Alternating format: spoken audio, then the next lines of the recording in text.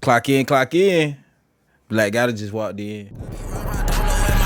I don't need nobody, only fuck with niggas from around my way. Fuck how you feel about it. I don't know what who's stepping for my section, but they still trying to block it. Had to throw the 8 up on my necklace, bitch, come try to stop it, bitch. I don't even wash my clothes, cause I ain't never folded. Had to wipe a nigga nose. Team Black Gotta stun up, man.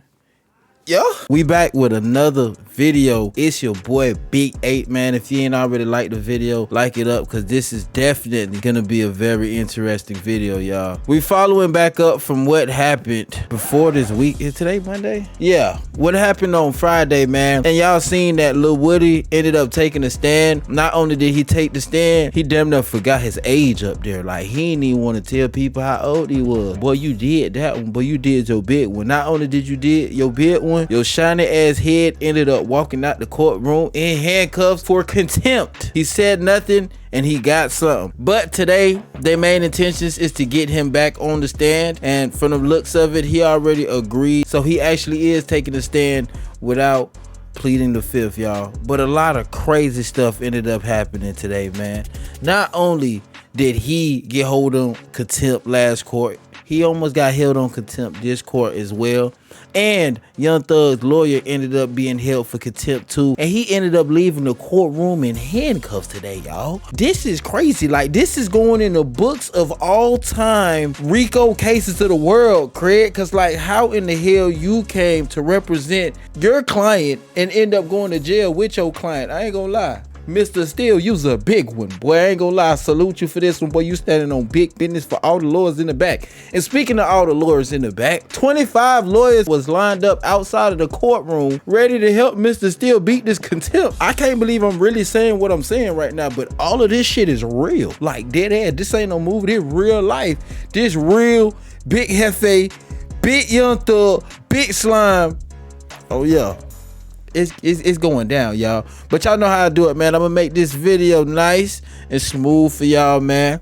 And we just gonna get to all the important factors of this trial date. Okay, y'all, we got that boy Jeffrey in court, y'all. Check my boy out. That's my fault, sir. I'm trying not to let that happen again. All right. Are all the jurors present, sir? Yes, sir. Okay. All right. Anything I need to take up before we call for Mr. Copeland? All right. I don't know about y'all, but if you ask me, the energy in the courtroom is already given. I'm not in the mood today. Mr. Steele been trying to judge all week. The judge has been trying Mr. Steele all week. Obviously, they are not seeing eye to eye. And I think they definitely bound to bump heads today. Reasons why? Cause they just don't like each other.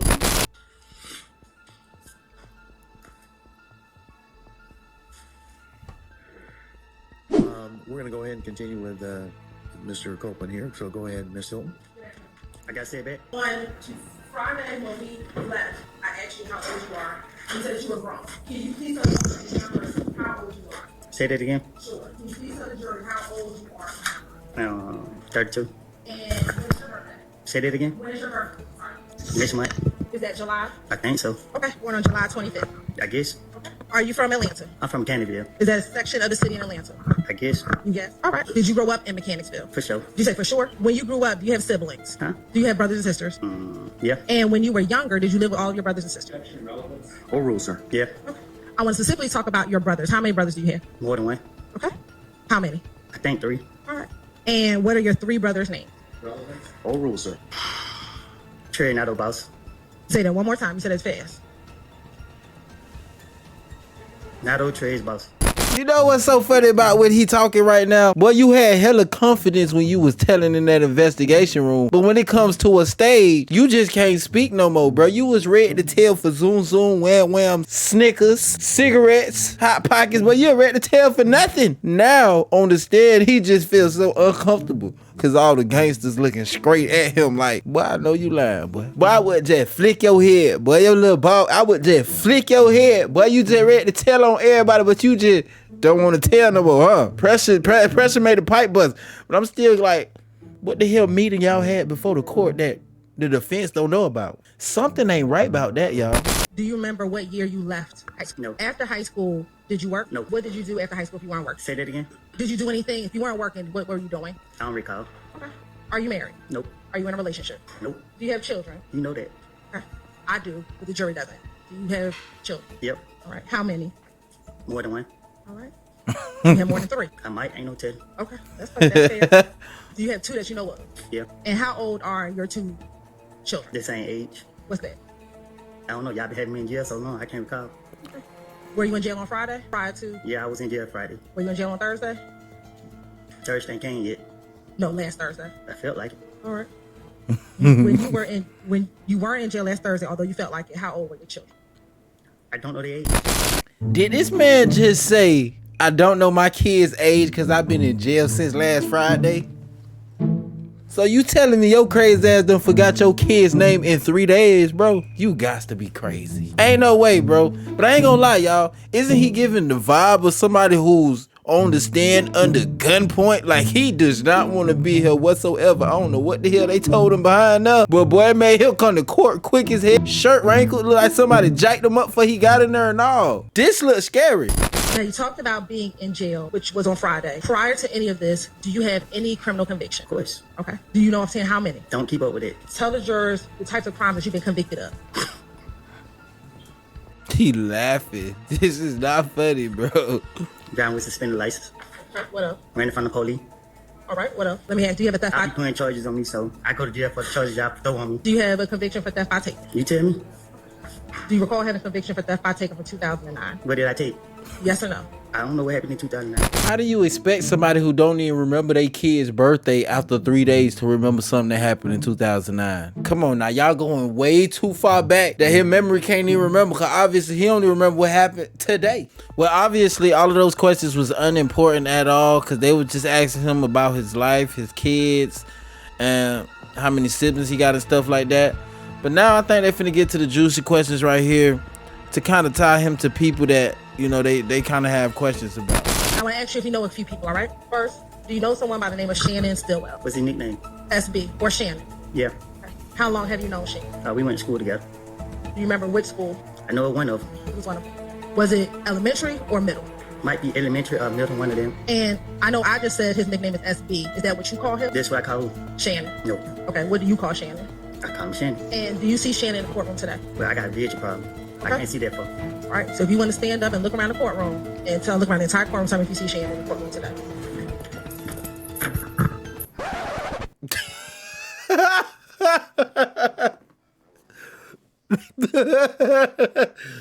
Oh my, this is messed up, y'all. You need to sit down?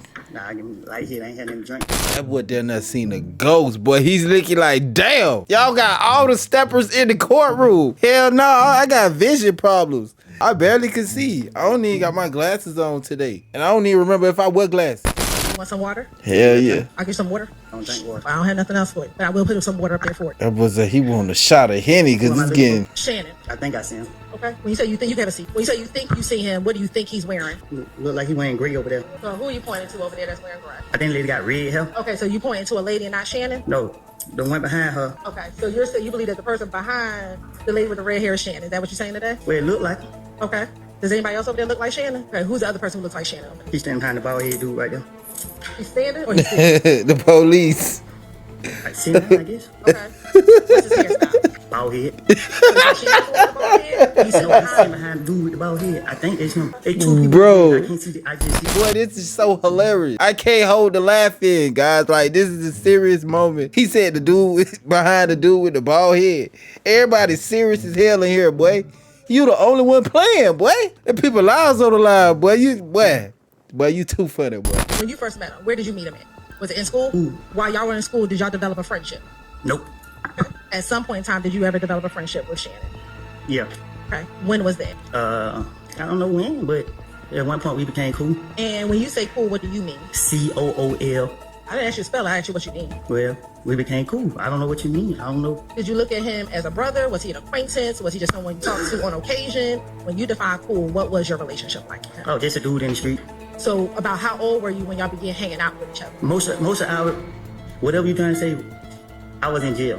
So But prior to you going to jail, did you hang out with Shannon? I said yeah to that. Okay. So my question is, if we're in 2024, I want you to think back your earliest memory outside of school when you would first start hanging out with Shannon. Thinking back, all I remember is being in jail most of the time. Oh my goodness, y'all. This gotta be one of the most craziest cross-examinations I ever heard ever. She's having a horrible time getting him to even explain the most simplest things, bro. Like, he don't even remember how old his children is, and she keep trying to get him to remember stuff that happened more than 5 years ago. He don't even remember what happened 3 days ago. What's really going on here? And then I feel like we're going in circles with these questions, bro. Yeah, man, State is doing a terrible time with trying to get whatever the hell they trying to get out of him. And obviously she's just trying to get the fact that he got relationships with these guys, Shannon and stuff like that.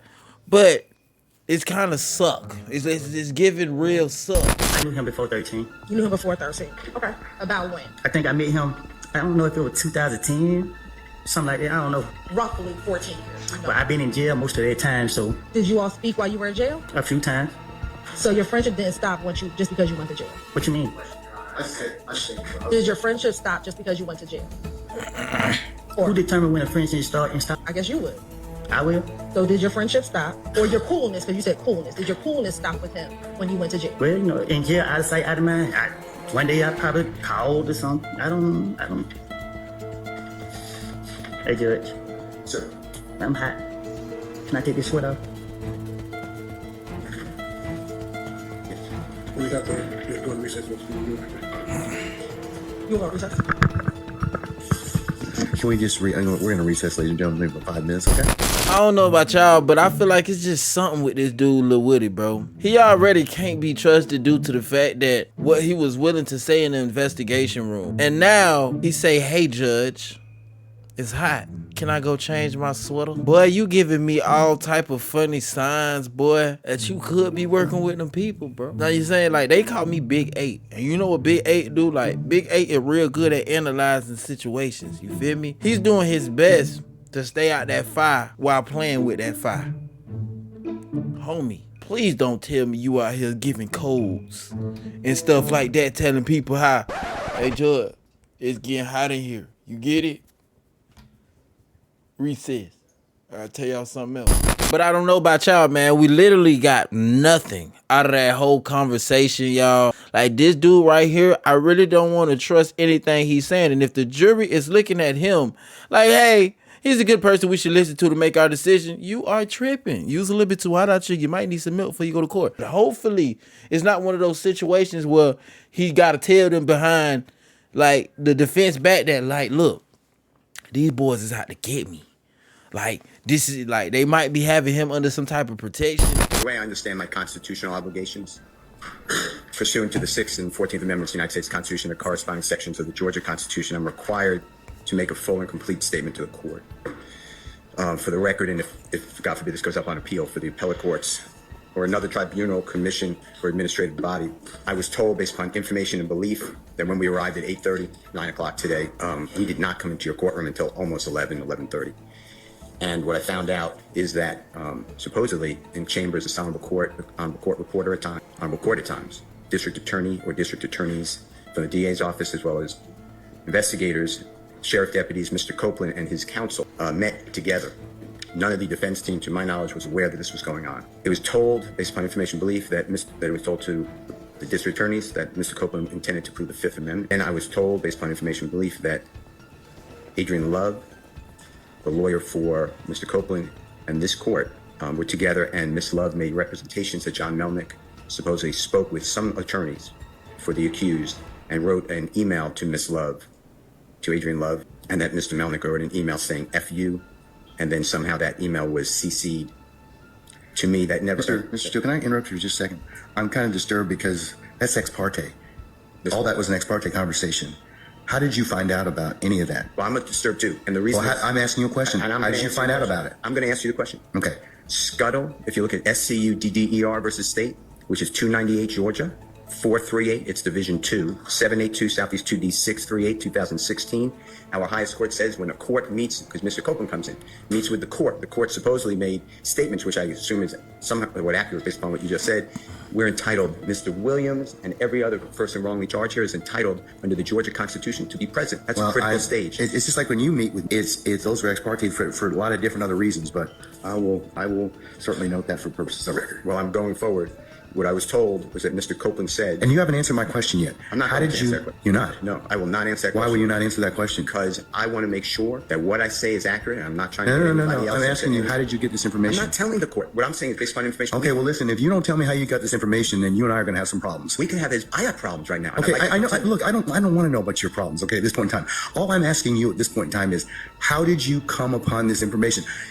Look, if the case gets reviewed, the record's going to be available for our appellate court and for whatever reason. But it's disturbing that somehow you have surreptitiously gotten information in regards to the court's private ex parte conversations with the party. I mean, a witness who was sworn in Friday. The court's telling. This is what I was told. If it's not true, not true. This court handed Mr. Copeland. Tell me how you got the information. Listen. Whatever you want to do. Tell me how you got the information. Then we can go ahead and go forward. I'm not going to say that. What I'm going to say is this. I was told, and I hope this concerns the court. It concerns me that you have proprietary information. Why is it or proprietary? Information that you should not be having that was ex parte. Why? With a party. Why? State of Georgia. How about the witness? How about Mr. Copeland, who supposedly announced he's not testifying and he'll sit for 2 years, and then supposedly this honorable court, okay. Or excuse me, let me rephrase that. This court supposedly said, I can hold you until the end of this trial. Ms. Hilton supposedly said, actually, all of the defendants and then all 26 people are disposed of. If that's true, what this is coercion, witness intimidation, ex parte communications that we have a constitutional right to be present for. So I understand that you're upset towards me, but I don't know what I did. Mr. Steele, I still want to know, how did you come upon this information? Who told you? What I want to know is, why wasn't I there? Why, sir, I'm going to hold you in contempt if you don't tell me who tell me who this information was coming from. Well, then answering that question. Yeah, I don't know about y'all, but it looks like this is not going good for Mr. Steele, man. Not only is he on bad terms with the judge, now the judge is asking him for information that he needs to tell the judge, or he's going to hold him under contempt. Unless you were in my chambers, that's the only way you can figure out. I tell you what, I'm going to give you 5 minutes. If you don't tell me, if you don't tell me, 5 minutes is crazy. I'm going to put you in contempt because that is not attorney-client privilege. Attorney work product privilege. I am not. How did you get that information supposedly from my chambers? Did somebody tell you? I'm not. You should have told me. You got 5 minutes. Well, I don't need it. I want to continue. This is what I was told. Mr. Copeland made statements that he admitted to killing Donovan Thomas and was. Don't take my notes. No. Yeah, guys, this is definitely getting out of hand. Judge has had it. They already been beefing this whole thing, but now it's up. I'm talking about it's up, boy. You got 5 minutes to tell me how you got that information, or it's completely up. Boy, he went on his lunch break. He fixed to go eat something, think about it, wipe his head down. Then he coming right back, ready for all the smoke. I think it's a high possibility he's not gonna give him the information, y'all. But let's see what he had to say after coming back for the 5-minute break. Still, before I recessed, I asked you, how did you get this information? And it is not covered by work product. There's only one way you could have gotten it. So I'm going to ask you again. And I respect that. And it gives me no joy, as you know, Georgia Rule of Professional Conduct. Please check me. Rule 1.6, comment 5 reads, and this is what I have. 1.6. I know what the rule says, but here's the thing. Well, I'm just. In order, you need to please tell me who you got it from. I'm not asking you sum and substance of anything as of yet, okay? But I need you to tell me how you got the information. If you don't tell me how you got the information, I'm going to hold you in contempt. I understand. I don't want to be held in contempt. And I don't want to hold you in contempt, but this is so sacrosanct to have a conversation in my chambers parroted to you and others. It is that serious. Yeah. And that's why I raised it. It is that serious that we should have been there, and it shouldn't have happened. Sir, that's a whole separate issue, and that's why ex parte conversations are recorded. Why would it be ex parte? It's ex parte under seal. It's ex parte. It's ex parte because that's what the state asked me to do. It's just like when you asked me for an ex parte conversation. I've never asked this honorable court or any court to meet with me and a witness. Sir, you're straying off the issue. I'm not. I'm the trying to issue is how did you get this I information? understand the issue. I promise you, I understand it. But what I'm trying to ask you is, if you look at Comment 5, this is how I understand the law. You cannot you can't violate something and then use privilege. Okay? I'm not violating anything. Okay, but that's why I'm saying, how did you get information? But just listen to what I'm trying to tell you. Okay, you're but saying, see, you're threatening me with the contempt. privilege Listen would to- occur. The privilege in 1.6 would occur if you were in the right place, right time to begin with. You weren't. Let me tell you, I'm just reading from it. But if I'm reading it wrong, I'm not trying to. It says 1.6 applies not merely to matters communicated in confidence by the client, but also to all information gained in the professional relationship, whatever its source. So you're asking me to break your order in there, maybe. Well, you're asking me. I'm not saying you're ordering, but to give you information, and you're saying it's not substance, but I'm telling you, I can't do that under the bar rules. All right. Well, I'm going to hold you in contempt, and you can think about it. 5 o'clock today, we'll see where you are at that stand on that point. Because no, that's not what I understand the rule to be. I've not asked you sum and substance of what was said. I asked you how you got it. You can't do that. Yes, you can, because I have an idea how you got it. Well, your idea. I have an may be idea wrong. how you got it, but that's improper, sir. Your idea may be wrong, and you're asking me to. Listen, I told you the first time, and I'm not Sir, going to I breach don't that want confidence. to hold you in contempt, but this is that serious. Judge, You cannot eavesdrop and get information that was not meant for you to hear at that particular point in time. Judge, listen, I'll do whatever you want to 5 o'clock or thereafter. But what I'm trying to tell you is, Your Honor, this is so serious to me. We need a hearing. I'm moving for a mistrial. It is my understanding, based upon information belief, From that whom? part of it. From whom? Well, I'd like to get the substance first, and then we can Okay, talk well then you'll be in custody until then, because because you need to tell me how you got the information. I'm not asking you what was said. You've already kind of given us some snippets of what you said. That tells me that somebody parroted that information to you. So, But you're assuming something because I told you already. well then, other than Answer if that you were from the sitting, attorney's unless mind. you were sitting in there with a recorder, or Miss Love or Miss Hilton, or one of the deputies gave you that information, or Miss Weaver shot you a rough copy of the transcript, there's only one other person that's left. Well, Your Honor. And if that person gave you that information or shared that information with you, she probably violated privilege. Well, let me tell you two things. One, I don't know how that is a privileged communication. It shouldn't have Well, been. it's because she has a client she's supposed to represent. Who are you talking But anyways, about? I'm not going to have When I got this information- I'm not going to have any further conversation Well- with you about this. I want to know, the question still remains. From the looks of it, I know them had to been the toughest 5 minutes of his life. To sit back and think to himself, hey, should I come up here and tell the judge how I got this damn information, or should I keep it P? And you know what that boy decided to do? He decided to keep it extra P. Yes, ma'am. Your Honor, I am disturbed by Mr. Steele's representations to the court. The court has inquired. We have no way of knowing what it is or who it was that disclosed information that was contained within an ex parte conversation. Not only was there an ex parte communication between that we requested as a state to be on record with the court, but there was communication made, I believe, to a person and his lawyer. Know that the reason that counsel took the podium was to address that particular issue so much as it was to try and assert an inaccurate, what he calls fact, and put it out there in the open as if it were true. But we certainly have the right to request ex parte communications. That's why we ask that the court reporter be present. This is a matter that the defendants did not have a right to be a part of, as this was a matter regarding a civil contempt that the court imposed upon a person for not obeying the court's directive. And if need be, we will reach out to the state bar ourselves and ask what the appropriate remedy is for everything that has happened over the last 2 days. Okay, she said the same thing a couple times. And one of the main key words that I continuously kept catching her say is that it's very concerning. And from her point of view, and from the point of view I'm kind of looking at it from, it is kind of concerning. Like, how the hell is y'all getting every single information that we try to talk about behind y'all back? And the fact that the judge is pressing this situation so hard is gonna be real messy when he ends up getting the answer. Because even if it is from his client, just like she said, I mean, how is he getting the information? And it is coming from him. It's still a question being asked, like, how are you getting the information? I don't know why I'm feeling like it's best for them to have kept that information to themselves for a little bit longer to see how it plays out. Cause then again, they're painting this picture as if this man could be acting and making these scenes in trial because of the fear of his life. I'm not gonna lie to y'all. I represent Mr. Williams, and my statements are in regards to my representation of Mr. Williams. He has two attorneys. Okay, yeah, he does, but The court now having found Mr. Steele in contempt, if the court continues in that position, that leaves Mr. Williams represented, at least at this juncture, by myself. That puts me in a position of making sure the court is aware that I'm in receipt of the same information that Mr. Steele received. I'm of the same opinion that the court has engaged in behavior that I believe compromises and corrupts the continuation of this trial.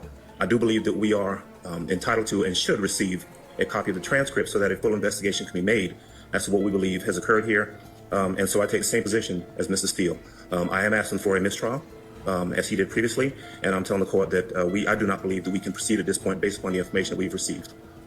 all right. So And frankly, I don't believe the state has any say in that. My statements are in regards to my representation of Mr. Williams, and if Mr. Steele is going to be held in contempt, I have exactly the same position. I also do not well, believe I asked him, so I didn't ask you. Yeah, he asked him. He didn't ask you. He has smoke with Mr. Steele, not you, baldhead. As you know, I represent Shannon Stillwell. On behalf of Shannon Stillwell, I am going to be moving for a mistrial, first and foremost. I just want to clear up a few things that have been said. Today, we were instructed to come 8:30 for a 9 o'clock start. I would not be honest with the court if I said I was here at 8:30, but I was probably here at about 8:40. We did not start till approximately, I'm estimating 11 o'clock. Clearly, we figured something was going on. We were given no information about any meeting, who was meeting, what the meeting was about, or whether the meeting was ex parte or not ex parte, who requested the meeting, who was in the meeting. We were completely in the dark, and quite frankly, we kind of remain in the dark. Okay, so basically every lawyer in there is asking for the same exact thing Mr. Steele is asking for. They feel the same exact way Mr. Steele feels, but Mr. Steele is the only one that got to go behind the steel. You know why? Because Mr. Steele been standing on business all court. The boy he been standing on the judge's chest like real deal. Like, judge, I ain't going for none of that. Judge just told him to sit down yesterday. He said, hell no, you sit down. He was already sitting. Like, bro, Mr. Steele is facing the repercussions of how everybody else in that courtroom feels right now, man. In the court, there's about 20, 25. The challenge is I have space allocations, as I told you. So you can, like I said, since you are representing, that's fine. He told us, Mr. Steele told us that. Anybody else, because I have security concerns as well, and we have to vet people to come in, then they can go to 8H, and they can certainly watch the proceedings from there. And Judge, for security purposes, they're all attorneys. They're all members of the bar. I can give you all their They names. still would have to be searched and still would have to be subject to the court's protocols. And also, there's room in the jury box, and then there's room in the courtroom. So we would ask that they be I allowed to. don't want them in my jury box, okay? No. I understand. He said, hell no, y'all ain't finna jump me in her. Y'all think this is?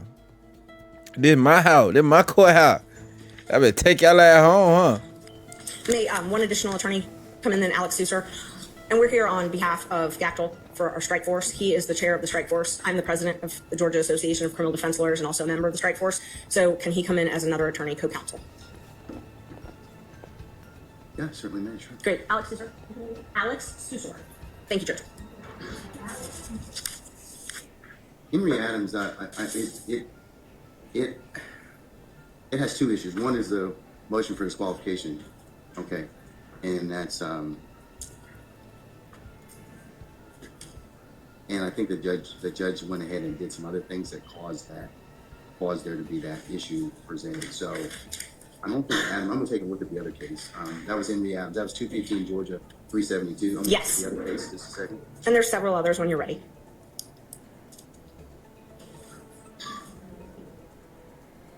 And some of the cases I've cited, along with some others, say that a summary proceeding is not necessary in a case like this. And the best evidence of that is the trial has continued.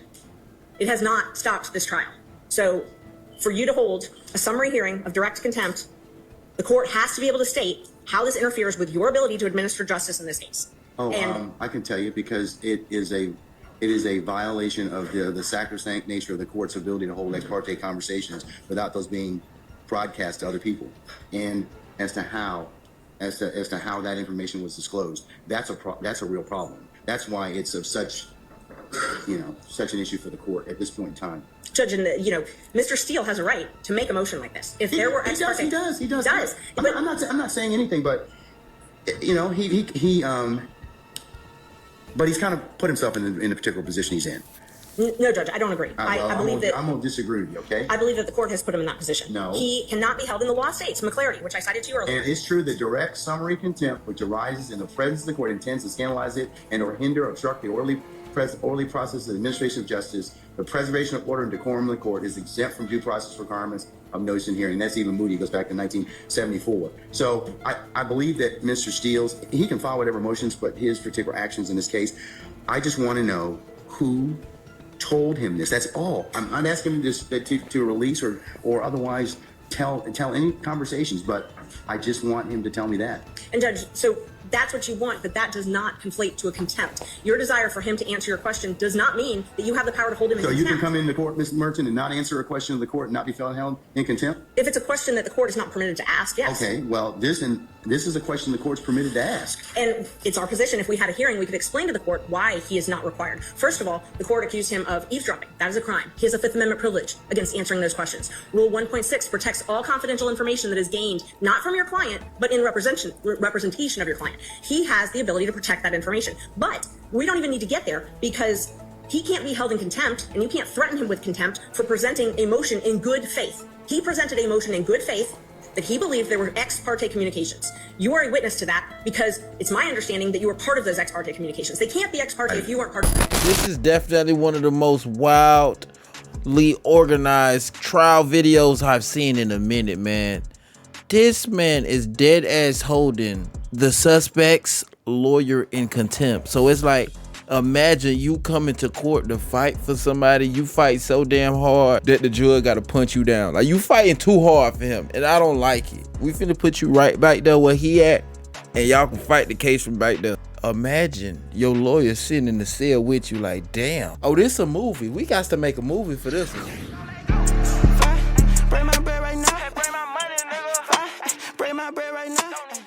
Look at y'all. Finna get y'all that locked up, just thugging together, huh? But this. State, is there anything else we need to Okay, he still got a smile on his face. Anything else we need to take up before tomorrow? That was a fake smile.